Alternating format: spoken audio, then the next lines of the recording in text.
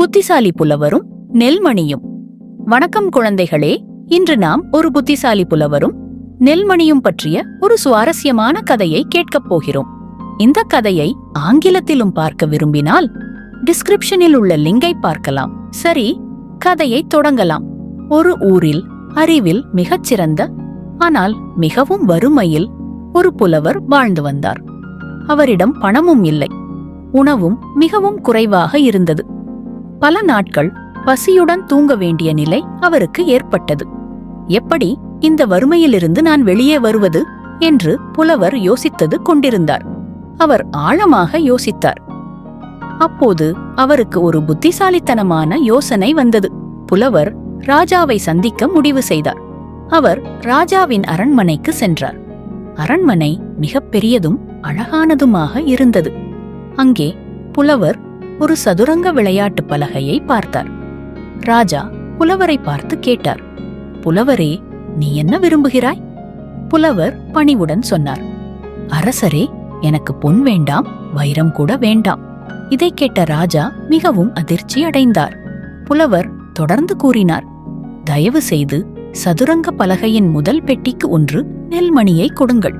அதன் பிறகு ஒவ்வொரு பெட்டிக்கும் உன் பெட்டியின் இரட்டிப்பு அளவு நெல்மணியை கொடுங்கள்.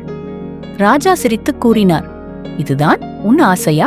பொன், வைரம் எதுவும் வேண்டாமா?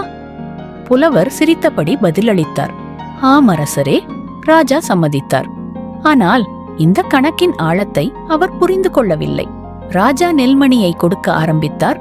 முதல் பெட்டி ஒரு நெல்மணி, இரண்டாம் பெட்டி 2 நெல்மணிகள், மூன்றாம் பெட்டி 4 நெல்மணிகள், நான்காம் பெட்டி 8 நெல்மணிகள், ஐந்தாம் பெட்டி 16 நெல்மணிகள். இவ்வாறு தொடர்ந்து சென்றது.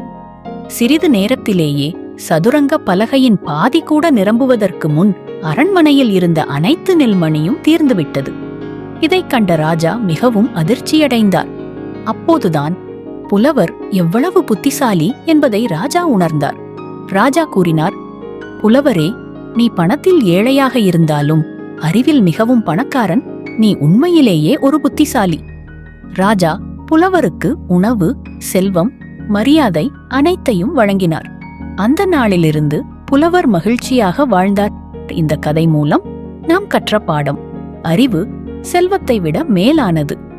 இந்த கதை பிடித்திருந்தால் சிம்பிள் குவாக் சேனலை லைக், ஷேர், சப்ஸ்கிரைப் பண்ணுங்க. மேலும் கதைகள் வேண்டுமா? டிஸ்கிரிப்ஷனில் உள்ள லிங்கை பாருங்கள். அடுத்த கதையில் சந்திப்போம். நன்றி குழந்தைகளே.